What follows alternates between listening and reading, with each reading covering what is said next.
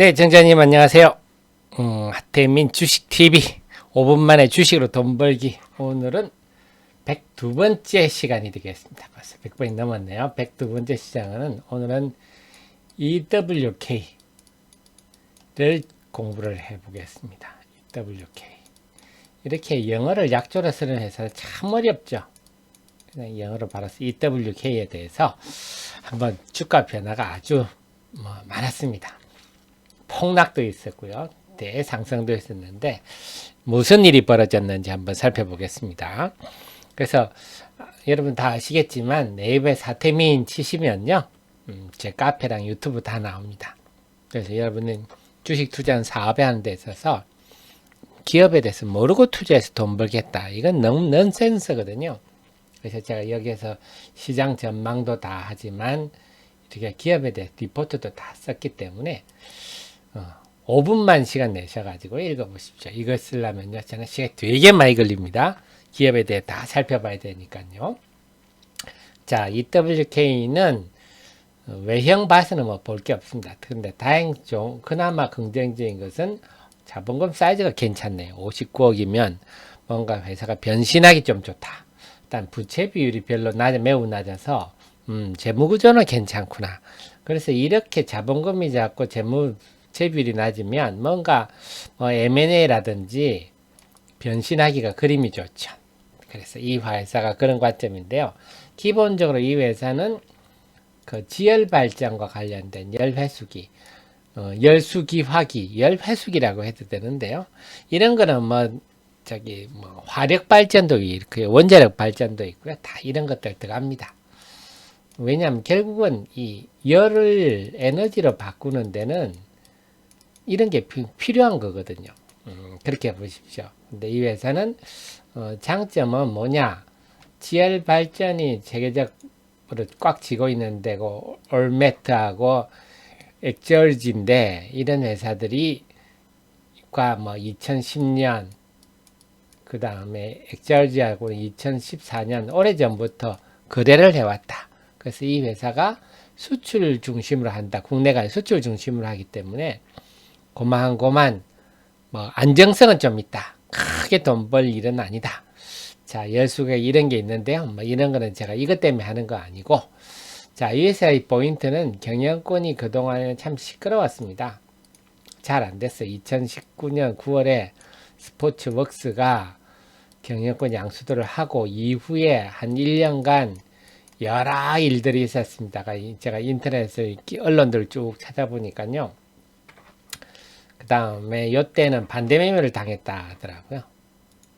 반대 매매를 이렇게 당했다. 그래서 스포츠웍스가 결국 인수할 때 무리하게 자금을 끌여서 했다가 반대 매매를 이렇게 당해버렸다 하는 거고요. 그래서 대주주가 사라져 버린 거죠.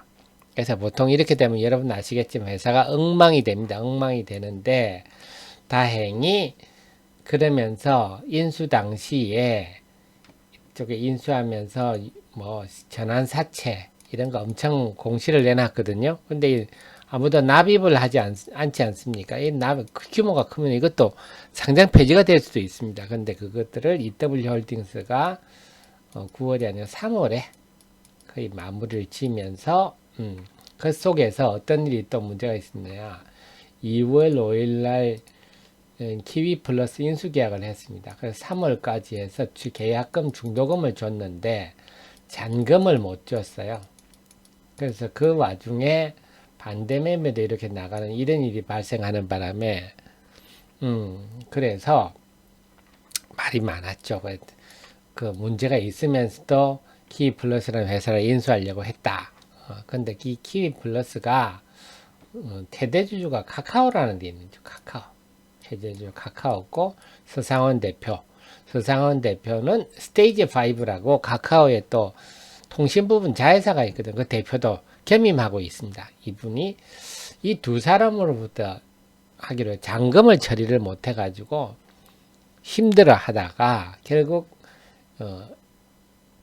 이 EWK 홀딩스가 다 이제 돈이 들어오면서 모든 게 해결이 됐다 하는 겁니다. 그래서 사실은 이 앞에서 벌어진 일이 2월에 인수계약하면서 벌어진 일들이 해결이 전혀 못 되고 있다가 막 사실 뭐 굉장히 어려운 판이 전개됐다가 마무리가 된 거죠. 자, 그런데 만약에 일반적인 M&A 같으면요, 이 잔금을 못 주면 바로 그냥 해지하면 되는데 왜 이걸 카카오하고 서상원 대표가 이걸 해지, 이게 2월 5일이니까요. 중도금 받고 뭐 잔금 못해서 끝냈으면 될 건데 왜 그러냐 하면 보니까 실제로는 인수라기보다는요, 이 서상원 대표와 키플러스가 EWK를 뭐 좀 우회 상장하는 느낌?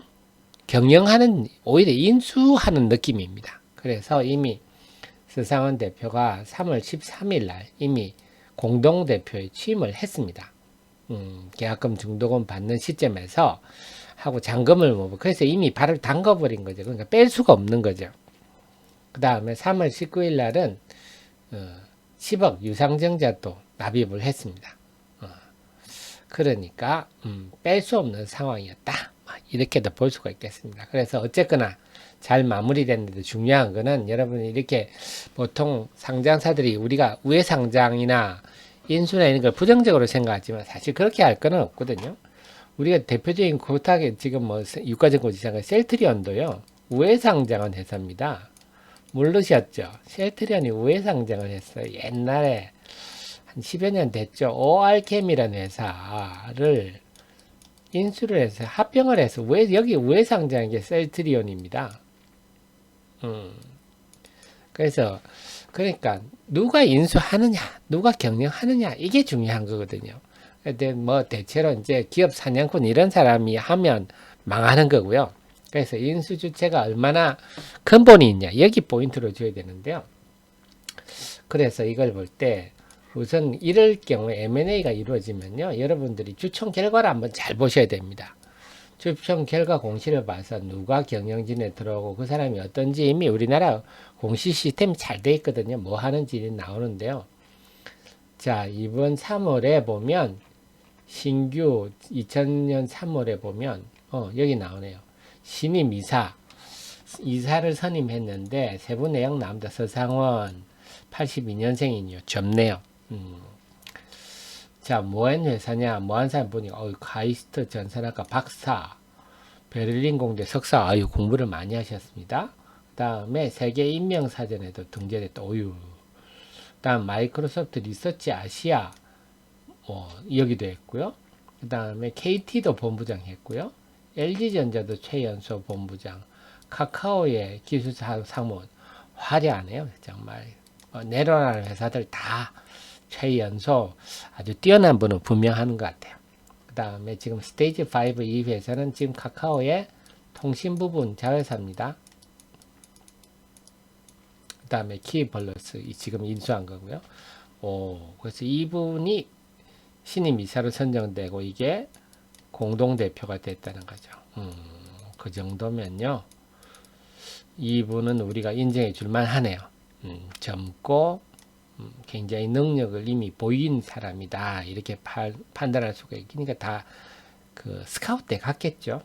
그래서 이런 사람이 했다면 그 다음에 그럼 일단 우리가 이런 거 눈여겨 봐야 되겠죠. 이 M&A는 그림이 좀 괜찮구나, 뛰어난 분이 좀 관련이 돼 있구나 하고, 또 카카오도요.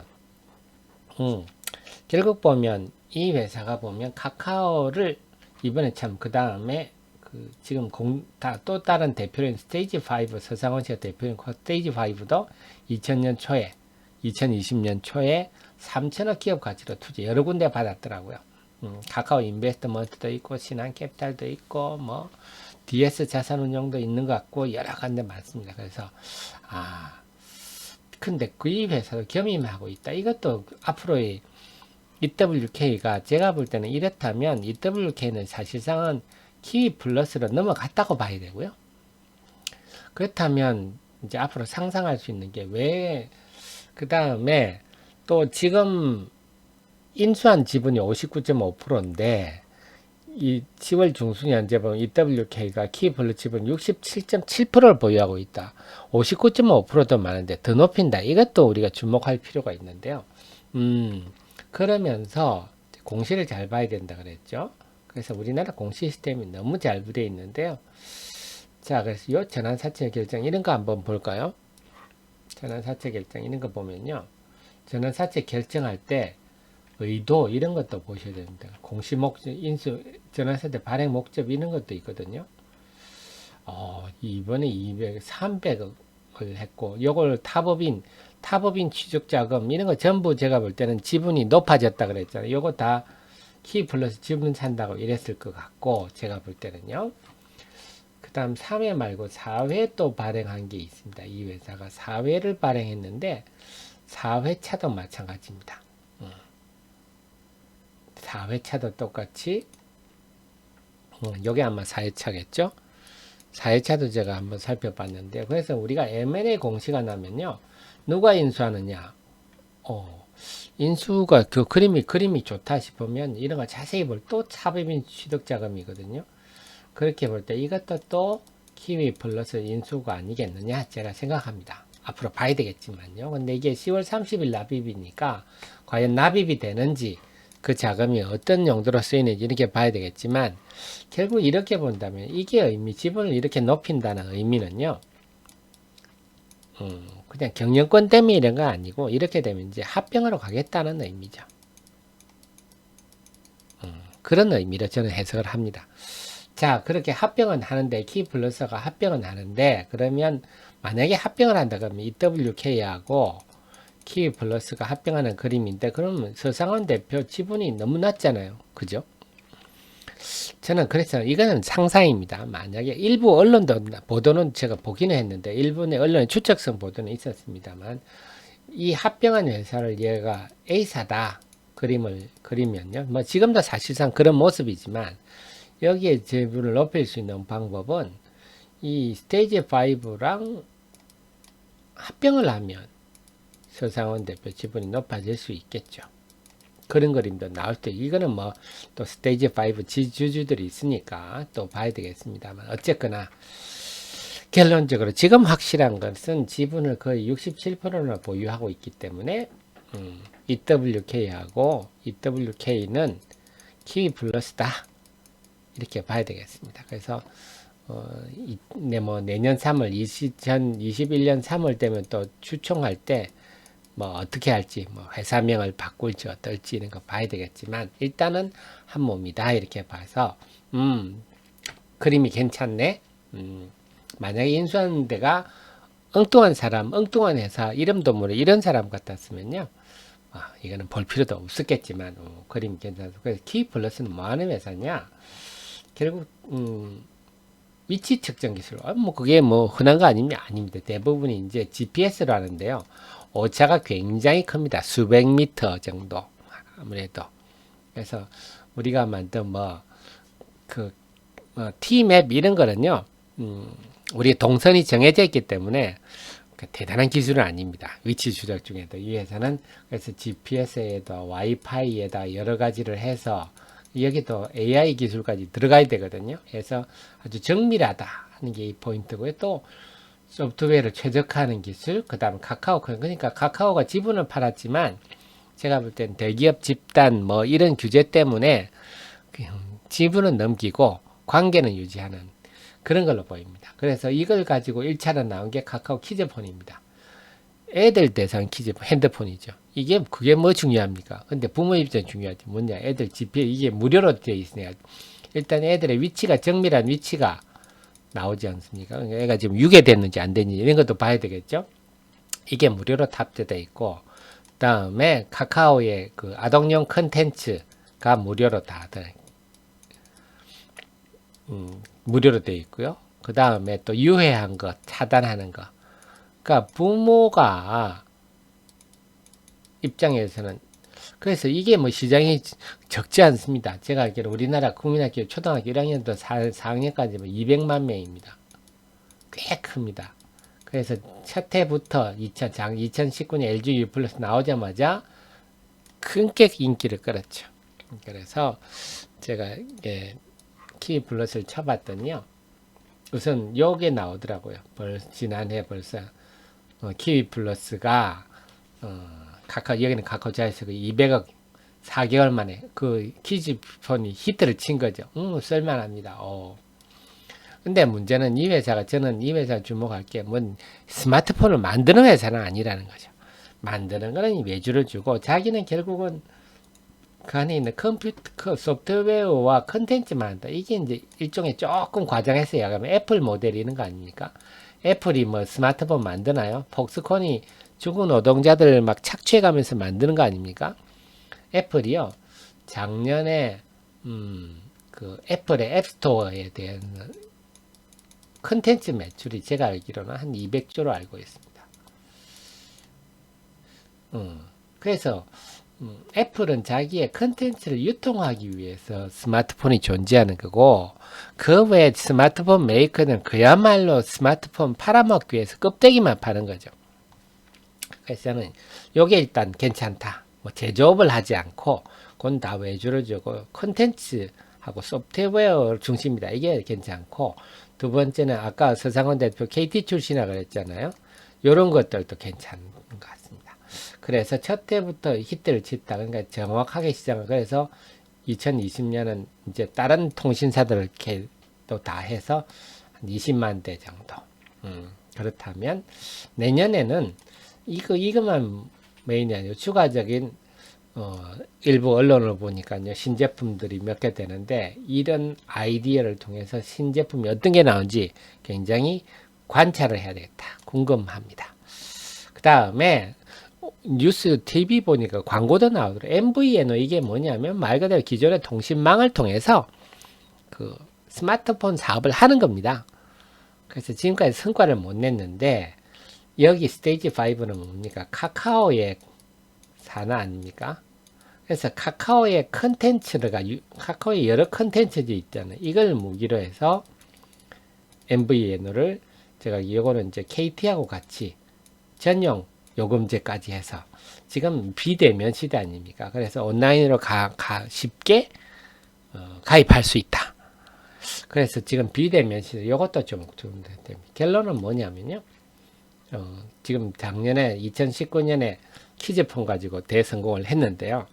2021년에 또 어떤 제품이 나올지, 일부 언론에 나오는 제품 보니까 좀 굉장히 기대할 만한 좀 신선한 기존에 없던 것들이 나오는 것 같은데 볼만하겠다. 이렇게 봐야 됩니다. 자, 그래서 실적은 볼 건 없고요. 그래서 결론적으로 얘기를 하면요. 이 회사는 단기로보다는 조금 느긋하게 볼 성격의 종목이다. 그래서 보면은 지금 앞으로 볼 게 이제 키위플러스 지분을 키위플러스와 이제 뭐 한 몸이 됐으니까 이게 어떤 뭐 사명 변경이라든지 이런 일이 내년에 주총 때 있겠죠. 이런 것들도 봐야 되겠고요.